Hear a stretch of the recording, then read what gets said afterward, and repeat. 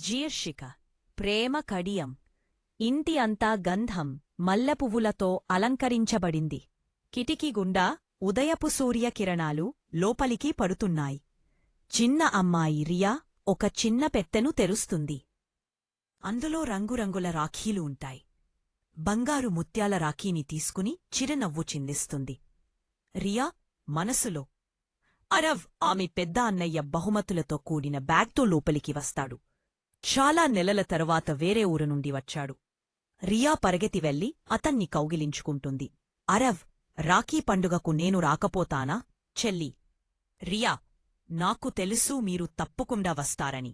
రియా అన్నయ్య చేతికి రాఖీ కడుతుంది. తిలకం పెట్టి ఆరతి చేస్తుంది. అరవ్ ఆమెకు ఒక బహుమతి ఇస్తాడు. తిలకం పెట్టి బైతే దీన్ పూడ్తుంది. అరవ్ ఆమె చేతిని పట్టుకుని చెబుతాడు, రాఖీ అంటే నేను నిన్ను కాపాడతాను అనేదే కాదు, నువ్వు నాకు ఎప్పటికీ కుటుంబం అంటే ఏంటో గుర్తు చేస్తావు. ఇద్దరూ మళ్ళీ కౌగిలించుకుంటారు. లే, రాఖీ పౌర్ణమి అనేది కేవలం రక్షణ మాత్రమే కాదు, అన్నచెల్లెల మధ్య ఉన్న అపారమైన ప్రేమ అనుబంధానికి